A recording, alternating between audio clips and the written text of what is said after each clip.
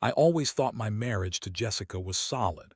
We had been married for 5 years, and while it had its ups and downs, I figured it was just the normal ebb and flow of a long-term relationship. We had a cute little house in a quiet neighborhood, both working full-time jobs, and even managed to squeeze in date nights here and there. I loved her fiercely, and I thought she loved me just as much. But lately, I had started to notice some changes in her behavior, subtle at first but growing more pronounced with each passing day. Jessica began spending more time on her phone, often texting late into the night. When I would ask her about it, she'd brush it off, saying she was just chatting with friends or catching up on social media. I tried to trust her, but a nagging feeling began to settle in the pit of my stomach. It didn't help that she became more distant, often lost in thought or distracted when we were together. Whenever I would bring up plans for the weekend, she'd suddenly have other commitments or say she was too tired. I could almost feel the shift in our relationship. It was like the warmth between us had been doused with ice water. I wanted to believe it was all in my head, but I couldn't shake the feeling that something was off. Maybe it was just stress from work, I thought. After all, she had been working longer hours, and I understood that pressure often took a toll on people. But then the love letter incident happened, and it flipped my world upside down. I had planned this heartfelt love letter for her birthday, pouring out my feelings and reminding her of all the small things I cherished about her. I wanted to reconnect and show her that despite our busy lives, my love for her was unwavering. I spent hours crafting it, and on the morning of her birthday, I eagerly handed it to her, excited to see her reaction. But instead, her expression was one of surprise, followed by a quick, forced smile. "Oh, I actually found this a few weeks ago," she said, her voice lacking sincerity. My heart sank. "What do you mean?" I asked, confusion mixing with a sense of betrayal. I thought I had just written it. She shrugged, her discomfort evident as she changed the subject. The way she avoided eye contact made me suspicious, and I could feel anger rising in me. How could she lie so easily? That night, I decided to dig a little deeper. I accessed her email account, something I regretted doing but felt compelled to after the love letter incident. As I began scrolling through her messages, my heart raced. I came across a string of exchanges that made my gut churn. They were flirty, filled with inside jokes and playful banter that I had never seen before. My heart dropped when I realized the sender was someone I recognized, a coworker named Mark. I had met him a couple of times at company parties, and he had always struck me as overly charming, the kind of guy who could spin a good story and draw people in. But I never thought he'd be the cause of my heartbreak. As I pieced everything together, the signs I had dismissed suddenly became glaringly obvious. The late nights, her sudden need for privacy, and the way she'd laugh at her phone while I sat alone on the couch. I felt sick. I couldn't take it anymore. I needed to confront her, but I had to choose my words carefully. I wanted answers, not a fight, although part of me was ready for that too. When Jessica came home from work the next day, I was waiting for her. The air was thick with tension as I stared at her, my heart pounding in my chest. Finally, I took a deep breath and said, "We need to talk." She looked at me, a flicker of fear crossing her face, and I knew she could sense what was coming. "Is this about the letter?" she asked, trying to play it cool, but it was clear she was on edge. I shook my head. "No, it's about you and Mark. I saw your messages." Her face paled, and I could see the gears turning in her mind as she scrambled for an excuse. "Well, it's not what you think," she stammered, her voice rising with panic. "We're just friends. You know how friendly I can be." I couldn't believe the words that came out of her mouth. I felt anger surge through me, but I fought to keep my cool. "Friends don't flirt like that, Jess. I need you to be honest with me." The confrontation spiraled from there. She started throwing around accusations, claiming I was paranoid and jealous, but I didn't back down. I demanded the truth, and for a brief moment I saw vulnerability in her eyes, like she knew she had been caught red-handed. But then she shifted her narrative. "You just don't understand how stressful my job is," she said, her tone prickly. "I need to unwind, and Mark is just someone I can talk to. You're always busy, and I feel so alone." Her excuses were infuriating. I wanted her to see the damage she was causing, the betrayal sitting between us like a ghost. I was angry but also heartbroken. As our argument reached a fever pitch, I felt the ground under me shift. I was losing the woman I loved, the one I thought I knew, and all because of this affair. I had to decide how to move forward. Would I fight for what we had, or was it time to walk away? Things were uncertain, and I felt myself spiraling. I had to navigate this emotional minefield while wrestling with feelings of betrayal, anger, and the remnants of love that still flickered within me. My world had turned upside down, and I was left questioning everything I thought I knew about my marriage, my wife, and myself. The days following our confrontation were a blur of confusion and emotional turmoil. Jessica and I were still living under the same roof, but it felt like we were worlds apart. The atmosphere was thick with tension, and every conversation felt like a negotiation, each word weighed down by the weight of her betrayal. I tried to act normal, but inside, I was a mess. I found myself replaying our history, looking for the signs I had missed, the moments where I should have seen the cracks forming in our relationship. It felt like a cruel joke that the woman I had spent years building a life with had betrayed me in such a blatant way. Every time I looked at her, I was reminded of the lies she had told. It was as if a wall had been built between us, and I couldn't find a way to scale it. Jessica continued to insist that her relationship with Mark was innocent, claiming that I was overreacting. But how could I trust her? The trust I had once taken for granted felt like shattered glass at my feet. One evening, after another uncomfortable dinner filled with silence, I decided to go for a drive to clear my mind. The streets were quiet, and I found myself aimlessly wandering, trying to process everything that had happened. I couldn't shake the feelings of anger and betrayal, and the more I thought about it, the more I realized that I needed to take control of my life again. That's when I started to formulate a plan. If Jessica was going to treat our marriage like it was a game, then I would play along. I wanted her to understand the gravity of her actions, to feel the same betrayal I had felt. It was a dangerous game to play, but the idea of doing nothing while she continued to string me along was unbearable. I began by changing my own behavior. I started going out more, trying new things and re-establishing connections with friends. I didn't want Jessica to see me as this broken man she could walk all over. I wanted her to see that I had a life outside of our marriage, one that didn't revolve around her. The more I distanced myself from her, the more I felt a sense of empowerment. I also began to gather evidence of her infidelity. I started looking for ways to catch her in the act, whether it was through phone records or social media activity. I wanted undeniable proof, something I could hold over her head. The thought of confronting her again with something concrete rather than just accusations fueled my resolve. One night after another silent dinner, I noticed Jessica on her phone again, giggling at a message that seemed to draw her in completely. I felt a surge of anger rise in me, but I forced myself to remain calm. I needed to play this right. I casually asked her about her evening plans, keeping my tone light. "Oh, I think I might hang out with some friends," she said, her gaze still glued to her phone. "Sounds fun. Just be careful, okay?" I replied, trying to hide the bitterness in my voice. She looked up, momentarily disturbed by my tone. "You don't have to worry about me, Ryan," she snapped. "I can take care of myself." I didn't respond. I knew that whatever fun she was having was likely with Mark. The thought of it made my blood boil, but I pushed it aside. I needed to bide my time. A few days later, I finally got my chance. I had noticed a pattern in her late-night texts, and I decided to stay up and wait for her to leave the house. I had no idea how this would play out, but I was ready to confront her with the truth. When the clock struck midnight, Jessica slipped out of the house.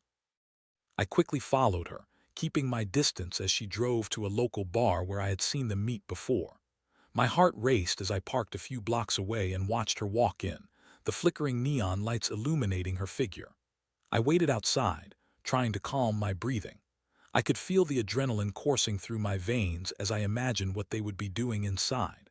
After a while, I spotted Mark entering the bar, looking for all the world like a man who had no idea he was about to become part of a painful confrontation. When I saw them laughing together, the anger boiled over. I couldn't just stand there and do nothing. I was ready to confront them both, to make Jessica see just how hurt I was and how I wasn't going to stand for her lies anymore. I stormed into the bar, my heart pounding. I spotted them at a booth in the corner, and for a second I hesitated, wondering if I should give her one last chance to come clean or just go all in. But the sight of them together, so carefree and happy, made my decision for me. "Jessica," I shouted, the words bursting out of me like a volcano. She turned, her eyes wide with shock, and Mark looked like he had just seen a ghost. What the hell is going on here? The bar went silent, and suddenly all eyes were on us. Jessica's face turned red, and she opened her mouth to speak, but no words came out. Mark, on the other hand, looked like he was ready to bolt. "Ryan," Jessica stammered, trying to regain her composure. "This is—" "Save it," I interrupted, feeling the weight of every other patron's gaze on us. "I saw the texts. I know what's been happening." Mark shifted uncomfortably in his seat, and I could see the realization wash over Jessica's face as she understood the gravity of the situation. "Ryan, please, let's talk about this," she pleaded, her voice shaky. "No more talking. The truth is out, and it's time for the consequences." I shot back, my words laced with anger. I had opened Pandora's box, and now it was too late to close it. The confrontation was inevitable, and I was ready to face whatever fallout awaited me. As I stood there, adrenaline coursing through my veins, I realized that this was only the beginning. I was ready to take control of my life again, to reclaim my self-worth, and to make her understand the weight of her actions. The emotional impact of betrayal was still fresh, but in that moment of anger and confrontation, I felt a flicker of clarity. I would no longer be the man who sat in the shadows, waiting for his wife to come to her senses. No, I was ready for the battle that lay ahead. What would come next? I didn't know, but one thing was for sure: I was done with being a victim in my own life. The bar was wrapped in a thick silence as Jessica stared at me, her face a mix of shock and anxiety. I could see the wheels turning in her head, plots and excuses racing through her mind. Mark was shifting uncomfortably, his eyes darting between us like a spectator caught in a tennis match. "Ryan, can we talk somewhere private?" Jessica pleaded, her voice trembling slightly. I could tell she was trying to regain some semblance of control, but I wasn't about to let her manipulate the situation any further. "Talk," I scoffed. "You had your chance to talk a long time ago. After all the lies, what's left to say?" I didn't care that we were in a crowded bar. All I could feel was this overwhelming need to expose the truth, to let everyone know that I wasn't the fool I had been for so long. Mark finally found his voice. "Maybe this isn't the best place for this," he interjected, obviously wanting to defuse the situation. But I wasn't interested in hearing from him. "Stay out of this, Mark. You made your choice," I shot back, my eyes trained on Jessica. "You decided to betray me, and now you're going to face the consequences." Her expression morphed from shock to irritation, and I could see her frustration bubbling to the surface. "You're being dramatic, Ryan," she said, crossing her arms defensively. "We were just having fun. It didn't mean anything." "Fun? Is that what you call it?" I retorted, incredulous. "You think flirting with another man, meeting him behind my back, is just fun? You don't get to minimize this."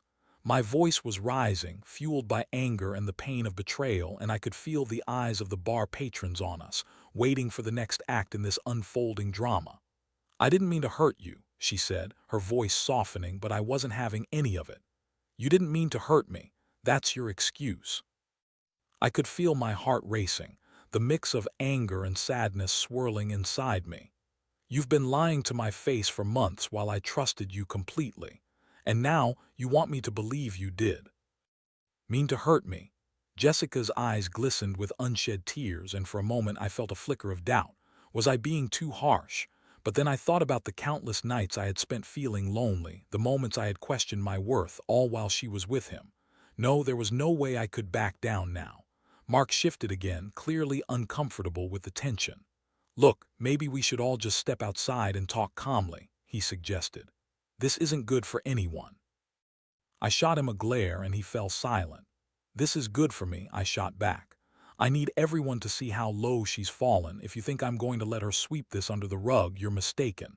"That's not fair," Jessica interjected, desperation creeping into her voice.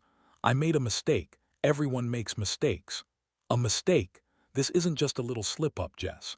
You don't casually betray your husband and call it a mistake. I could feel the frustration bubbling over, and I knew I had to keep my wits about me. If I let my emotions take over, I might regret what I said. Maybe we should get out of here, just the two of us, she suggested, trying to regain control. We can talk things through. I'll explain everything, I promise. I hesitated, weighing my options.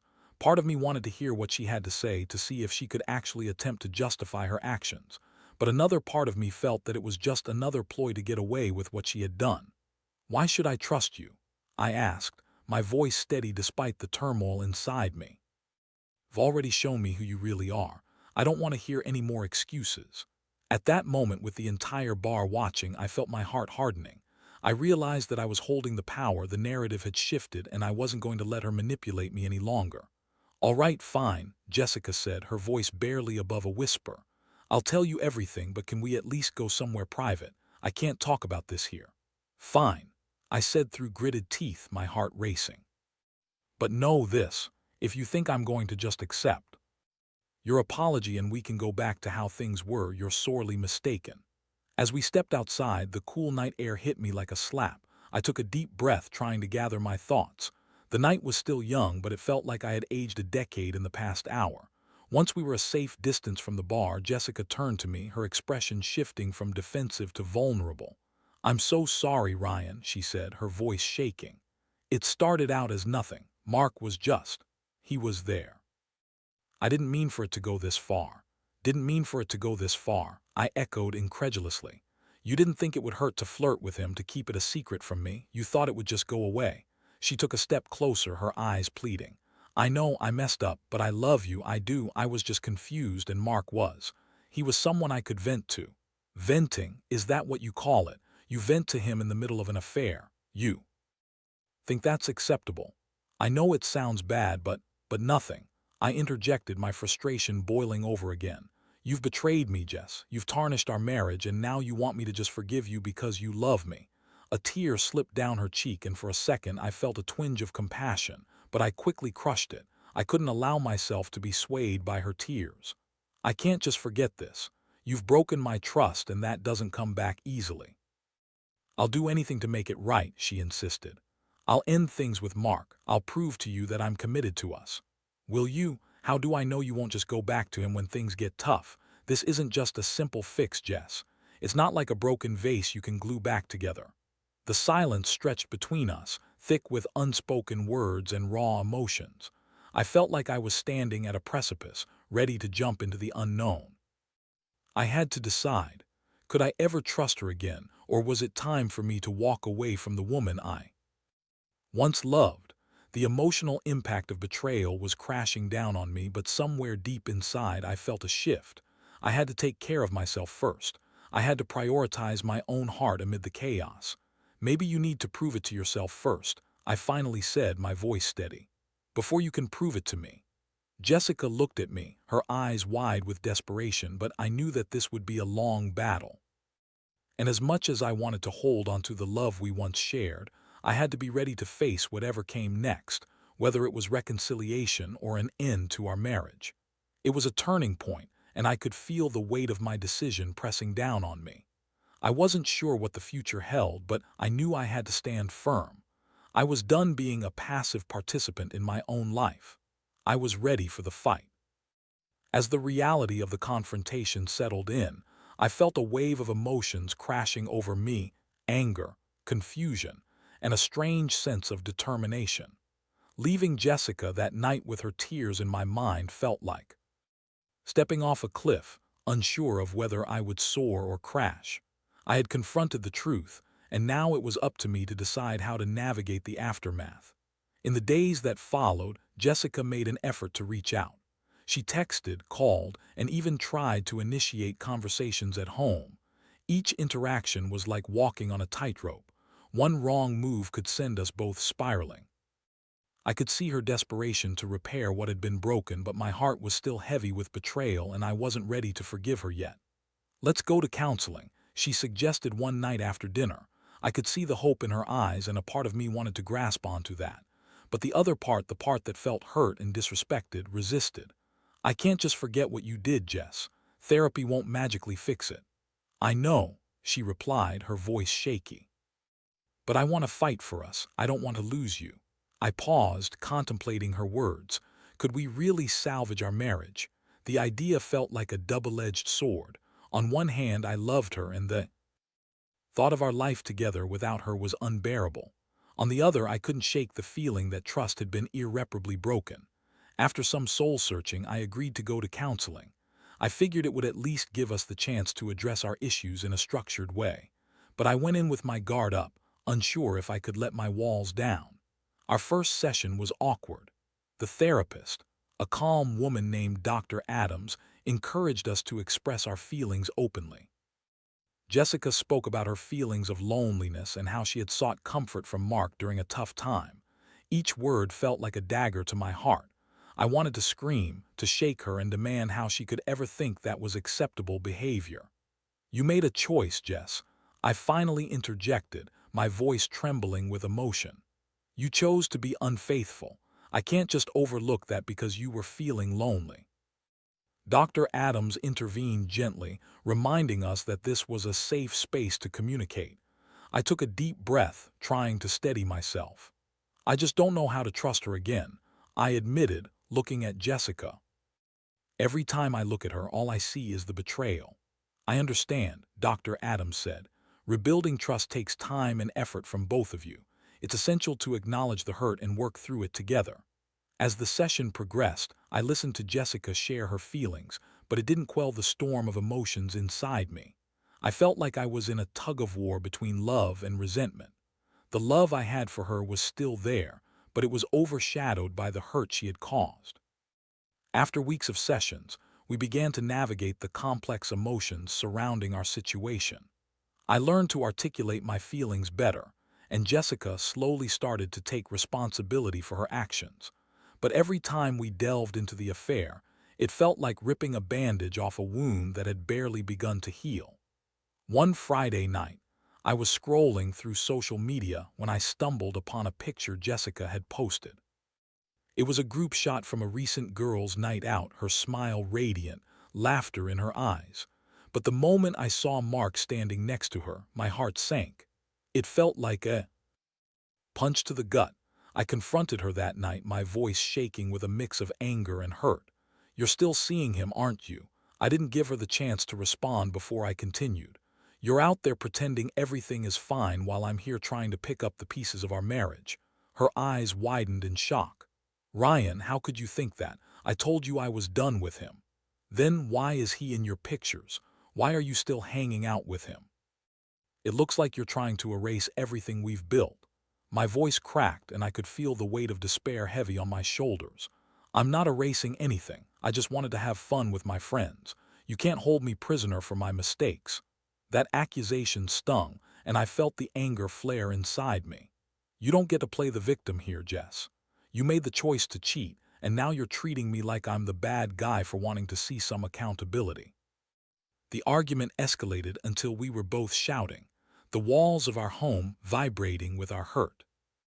I felt like I was losing her all over again, and the realization hit me like a ton of bricks. No matter how hard we tried to patch things up, the shadow of her infidelity loomed large over us. After that night, I took a step back and started to reevaluate what I truly wanted. I spent time with friends, seeking advice and support. As we went through counseling, I began to contemplate the difficult question: can I forgive her? My emotional journey was tumultuous, days filled with anger, sadness, and moments of clarity. I thought back to the good times, the laughter, and the connection we had. But every time I reached for that warmth, the cold sting of betrayal would pull me back. One day, I took a long walk by myself to sort through the mess of my emotions. I stopped at a park, sitting on a bench, watching the families and couples around me. I thought about love and trust and what it meant to share a life with someone. Could I truly forgive Jessica? Could I see her as more than the woman who had betrayed me? I realized that forgiveness wouldn't come easily, and it wouldn't be instantaneous. It would require patience, understanding, and the willingness to confront the pain she had caused. But did I want to commit to that journey? That night, as I sat across from her on the couch, I made my decision. Jess, I said softly, my heart pounding in my chest, I need to know if you're truly committed to this. I can't keep fighting alone. She looked at me, her expression serious. I'm committed, Ryan. I don't want to lose you. I'll do whatever it takes to repair things between us. I took a deep breath, feeling a glimmer of hope amid the chaos. Then we need to set boundaries. You can't have any contact with Mark. It has to be completely severed. Jessica nodded, her eyes earnest. I understand. I'll end things for good. You have my word. I needed to hear that, but I also knew that words were not enough. It would take actions to back them up. The journey ahead would be difficult, but I was ready to take the plunge. As we began to navigate the messy road to recovery, I felt the flicker of hope reignite. Maybe we could rebuild, but it would take time, effort, and a willingness to confront the pain head-on. I was ready to face this challenge, but I knew the path would be littered with obstacles. The journey was far from over, but for the first time in a long time, I felt like we could find our way back to each other, one step at a time. The weeks that followed were a delicate balancing act of hope and skepticism. Jessica and I dove into our counseling sessions with renewed determination.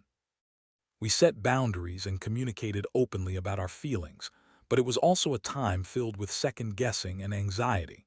I felt like I was walking on eggshells, unsure of when I might trigger a painful memory or an emotional outburst. Jessica followed through on her promise to cut all ties with Mark. She blocked him on social media, deleted his number, and even avoided places where she thought he might be.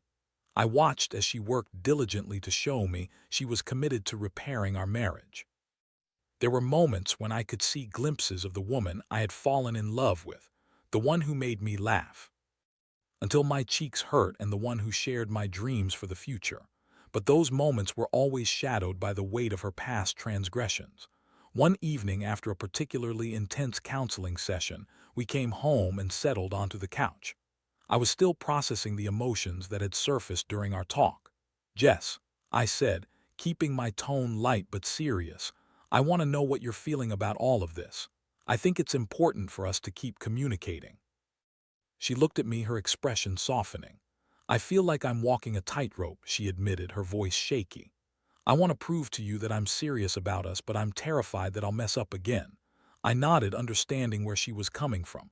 I get that. I feel the same way. I want to believe in our future, but I also feel like I'm waiting for the other shoe to drop. It's hard for both of us, she said, tears pooling in her eyes. I never wanted to hurt you. I thought I was just having fun, but I see now how wrong I was. I reached out to hold her hand, wanting her to know I still cared. I know, I just need time to process everything. Trust isn't something that can be rebuilt overnight. That night we fell asleep on the couch, entwined together. For the first time in a while it felt comforting. But as sleep overtook me, I felt the familiar weight of uncertainty creeping back in. The following week, we had a breakthrough during one of our counseling sessions. Dr. Adams guided us to a discussion about vulnerability, how it's essential for rebuilding trust in a relationship. The idea resonated deeply with both of us. Jessica admitted she had been afraid to express her feelings out of fear of pushing me away, while I realized that my own walls had been built high out of self-preservation. Being vulnerable means opening yourself up, even when it's scary, Dr. Adams said. It's about allowing your partner to see your true self, flaws and all. It's a risk, but it's also a necessary step in healing. Afterward, I reflected on our conversation. That night, I decided to write Jessica a letter, something I hadn't done since the love letter incident. I wanted to share my thoughts, a mix of vulnerability and hope. I wrote about my fear of losing her, expressing how I still loved her deeply but was struggling to reconcile that love with the hurt she had caused. The next day, I surprised her with the letter during breakfast. I watched her read it, her expression shifting from curiosity to understanding. When she finished, she looked up with tears in her eyes. "Ryan, I'm so grateful for this," she said, her voice trembling. "I want to be better for you. I want to prove to you that I am committed." Her words felt like a balm to my wounded heart, but I still struggled with doubt. "I appreciate that, Jess, I really do, but I think we need to start finding ways to reconnect on a deeper level. I want to feel that bond again." She nodded, her expression serious. "I completely agree. Let's plan date nights just like we used to. I want to show you that I can be the partner you deserve." With each passing week, we slowly started to rekindle that connection, carving out time for each other amidst our busy lives. There were moments of laughter, shared meals, and long talks that reminded us of the bond we once had. But there were also moments of discomfort as we waded through the aftermath of her betrayal. One Friday night, we went out to dinner at our favorite Italian restaurant. As we shared a plate of spaghetti, I felt a wave of nostalgia wash over me. Jessica laughed at an old joke we used to share, and for a brief moment, I felt the warmth of love rekindling. But then my mind flashed back to the betrayal and I felt that familiar pang of anxiety. I forced myself to focus on the present, reminding myself that we were trying to rebuild. "This is nice," I said, taking a sip of wine. "It feels good to be out together." Jessica smiled, her eyes brightening. "I've missed this," she replied. "I know we've been through a lot, but I believe we can come out stronger." As we chatted, I began to see the glimmers of hope shining through the cracks. The more we opened up to each other, the more I felt the weight of the past lifting. It was a gradual process, one that required patience and vulnerability. But just as I began to feel confident about our progress, I found myself stumbling upon a new obstacle. One evening, I received a text from an unknown number. I opened it to find a picture of Jessica and Mark from a previous outing taken months before the affair. My heart dropped and rage coursed through me. I confronted Jessica, my voice trembling with anger. "What the hell is this?" I demanded, shoving my phone in her face. Her eyes widened in shock and I could see the color drain from her face. "I don't know where that came from, Ryan. I promise I'm done with him. It's just a picture, but it feels like a dagger to my heart." I shot back, unable to contain my frustration. "I thought we were past this." "I can explain," she stammered. "That was from a long time ago. I didn't even know it existed. I don't have any contact with him anymore." "Then why did this just resurface?" I pressed, my anger boiling over. "Are you sure you've really cut ties, or are you still holding on to some part of that life?" "I swear to you I'm committed to us," she pleaded, tears streaming down her cheeks. "I don't want him. I've been trying to show you that." With that, I felt the air leave my lungs. It was another painful reminder of the wounds still fresh between us. I needed to step back and gather my thoughts.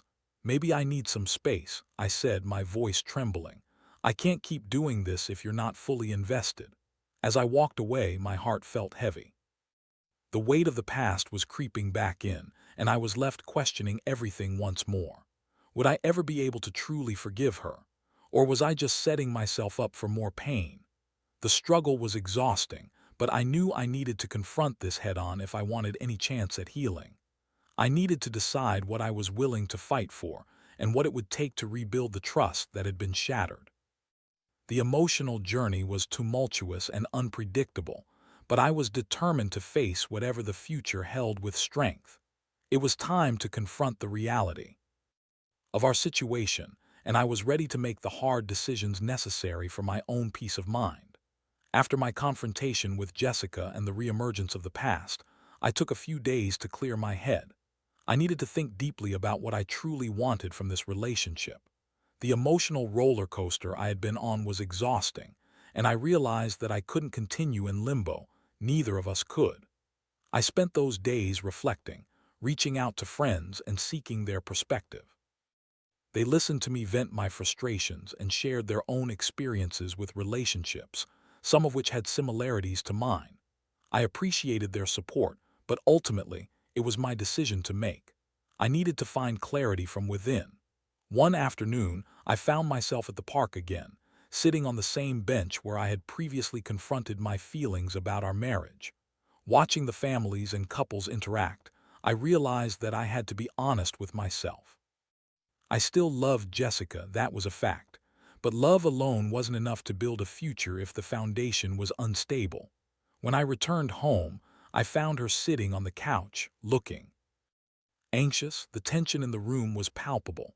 I could see the remnants of tears on her face, and I knew she had been worried about where we stood. "Ryan, can we talk?" she asked, her voice small. I nodded, taking a deep breath to steady my nerves.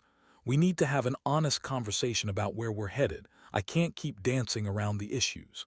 She nodded, her eyes searching mine for signs of what I was feeling. I've thought a lot about everything, I began. The affair, the hurt, the mistrust, it's all weighing on me. I want to believe that we can rebuild, but I need to know that you're all in. If we're going to make this work, it has to be a mutual commitment. Jessica took a deep breath. I understand. I know I've messed up and I don't want to lose you. I'm willing to do whatever it takes to show you I'm committed. Her words were sincere, and for a moment I felt a flicker of hope, but I also needed to express my own boundaries. I need you to understand that I can't overlook the past. I need time to heal, and I need you to be patient with me. I can't jump back into things like nothing happened. I can be patient, she replied, her voice steady. What else do you need from me? I paused, thinking carefully. I need you to focus on yourself too. This is as much about you as it is about us. I need you to invest in your personal growth so that there aren't any lingering issues that drive us apart again. Jessica nodded. I'll work on that. I'll go to therapy on my own if that's what it takes. I want to be the best partner for you. Thank you, I replied, feeling a sense of relief wash over me. And I think it would help if we both set aside time to reconnect. Just us, no distractions, no phone. Let's plan regular date nights. Absolutely, she said, a new light in her eyes. I want to remind you why we fell in love in the first place. As we sat there, our conversation felt like the first step toward something new. We had a long way to go, but we were both willing to fight for what we had. The willingness to put in the effort was a powerful foundation. Over the next few weeks, we actively worked on our relationship. We went on dates, tried new activities together, and slowly started to rekindle the intimacy that had been lost. It was a process filled with ups and downs. Some days felt like we were making strides, while others felt like we were still grappling with the past. There were times when I felt the doubts creeping back in, but I reminded myself that healing takes time. I focused on the progress we had made, and I was learning to trust her again, little by little. One evening, as we sat on the couch, I glanced at Jessica and felt a warmth in my heart. I'm proud of us, I said softly. We're working through this, and that takes courage. She smiled at me, her eyes shining. I'm proud of us too. I didn't think we could get here, but we have. I realized that while the road ahead was still uncertain, we had chosen to move forward together. I understood that love was not just about the good times, it also meant navigating the stormy ones together. As I lay in bed that night, reflecting on our journey, I felt a sense of acceptance wash over me. I had learned so much through this process about love, trust, and the importance of vulnerability. I had realized that I could not control the actions of others, but I could control my response to those actions. In the end, our relationship was evolving. It was no longer built on naive ideals, but rather on a foundation of honesty and resilience. I knew that the scars of betrayal would take time to heal, but I also knew that we had the tools to build something new and beautiful from the ashes. I had stepped into the unknown and emerged with a deeper understanding of myself and what I needed in a partner. And while the future was still uncertain, I felt ready to face it head-on, armed with the lessons I had learned and the hope that love could still prevail.